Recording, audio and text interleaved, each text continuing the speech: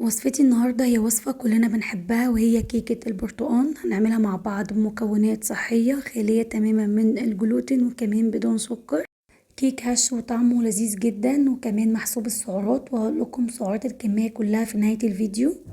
وحابة استعرض معاكم بعض الصور للوصفات بتاعة الكيك اللي عملتها معاكم على القناة، وكل وصفة من دول هسيب لكم الرابط بتاعها في اسفل الفيديو. كلها وصفات ناجحة جدا وبمقادير ومكونات صحية. ما تنسوش اللايك والشير والاشتراك في القناة لو لسه مشتركتوش، ويلا بينا على الوصفة والطريقة على طول. المكونات زي ما انتوا شايفين بسيطة جدا، معايا بيض وزبدة وسكر دايت وربع كوباية من الحليب وشوفان.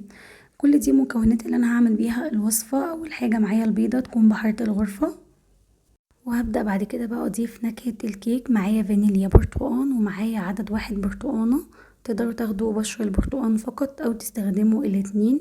انا استخدمت بشر البرتقان وكمان استخدمت كده رشة بسيطة من فانيليا البرتقان، بتدي ريحة وطعم حلو قوي. ولو مش متوفر عندكم اصلا برتقان تقدروا تستكفوا بالفانيليا فقط. ومعايا بعد كده نص كوباية من الشوفان الحبيبات كده بالشكل ده. هطحنه بقى في المطحنة لحد ما يتحول معايا لدقيق كده زي ما انتوا شايفين، ده كده دقيق شوفان. كمان تقدروا تشتروا دقيق شوفان ومش هتحتاجوا خالص ان انتوا تطحنوه. وهبدأ كده انخله كويس جدا. انا بحب انخل الشوفان تحديدا عشان بتبقى النخالة بتاعته بتبقى خشنة شوية، فبتخلي الكيك مش احسن حاجة.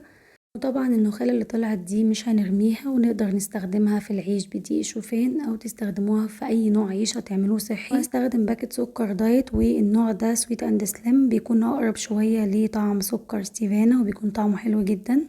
هخفق بقى البيض كويس جدا لحد كده ما لونه يبدأ يفتح شوية ويبدأ كده يعمل فوم. وهضيف ربع كوباية من الحليب العادي او حليب جوز الهند او حليب اللوز، او ممكن تستبدلوها بعصير برتقال ربع كوباية. ومعايا مكعبين من الزبدة هسيحهم في الميكروويف واضيفهم للوصفة. وكده كل المكونات السائلة معايا في الوصفة جاهزة.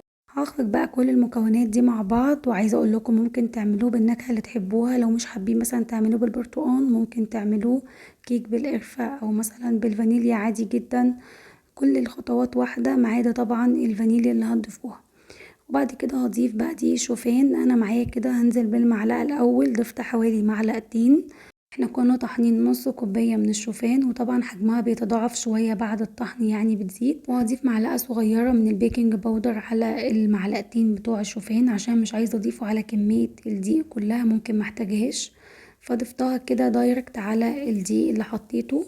ودي كده المعلقة التالتة زي ما انتوا شايفين ضفتها برضو. بنزل بالتدريج واحدة واحدة، لان وارد جدا كمية السوائل اللي معايا ما تاخدش الكمية بتاعة دقيق الشوفان كلها. عادي لو حسيتوا القوام تقيل شوية تقدروا تضيفوا حليب او مية. انا هكمل الوصفة عادي بحليب، فضفت كده حوالي معلقتين كبار من الحليب. ممكن يكونوا مية وممكن يكونوا عصير برتقان، طبعا على حسب ما انتوا بدأتوا الوصفة. وهبدأ بعد كده اخفقها كويس جدا. وهضيف كده معلقة صغيرة من دي شوفان عشان تظبط معايا القوام شوية. طبعا واحنا بنحضر الكيك ده بنكون مشغلين الفرن على 180 وبندخلها على رف اوسط. وده كده كمية الشوفان اللي اتبقت معايا حوالي معلقة. ده كده الخليط معايا بيكون جاهز، وهوريكم دلوقتي القوام المفروض توصلوا له عشان تاخدوا كيك ناجح. ده كده القوام المظبوط. واحنا عارفين طبعا ان دي الشوفان من الحاجات اللي بتشرب السوائل بسرعة جدا، فالمهم ميبقاش تقيل قوي عشان يديكم كيكة ناجحة. انا استخدمت قالب فويل للتسوية. طبعا تستخدموا قالب يكون مناسب للكمية اللي هتعملوها. الكمية قليلة شوية نوعا ما، يعني القالب ده ممكن ياخد ضعف الكمية اللي انا عملتها، بس الحجم ده اللي كان متوفر عندي في الوقت ده. هدخلها على فرن سخن على درجة حرارة 160. هتقعد حوالي تلت ساعة وهتطلع كده بالشكل ده. لو ما خدتش معاكم لون من فوق تقدروا تفتحوا الشواية كده لمدة دقيقة او اقل كمان، وهتاخد معاكم لون حلو جدا. عايزه اقول لكم ان ريحه البرتقال كانت نفاذه بجد، كان طعم الكيك حلو جدا. هعمل كده تزيين بسيط وطبعا ده اختياري. حطيت كده كريم شانتيه كيتو. تقدروا بقى تلاقوا كريم شانتيه اللي هو الصحي في محلات زي هيلسي اند تيستي وما شابه يعني.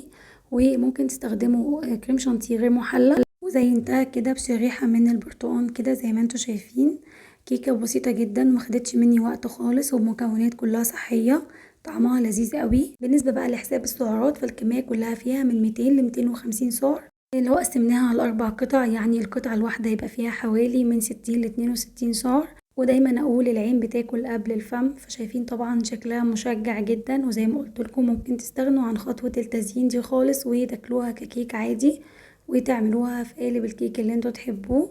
هبدأ بقى اقطعها واوريكم بقى شكلها من جوه. عايزه اقول لكم ان هي هشه جدا، وكمان اللي هياكلها مش هيصدق ان هي معموله بدقيق شوفان نهائي. وصلنا مع بعض لنهايه الفيديو، بتمنى يكون عجبكم واكون قدرت افيدكم. ما تنسوش لو عجبكم الفيديو تعملوا لايك واشتراك للقناه، واشوفكم ان شاء الله في فيديو جديد. مع الف سلامه.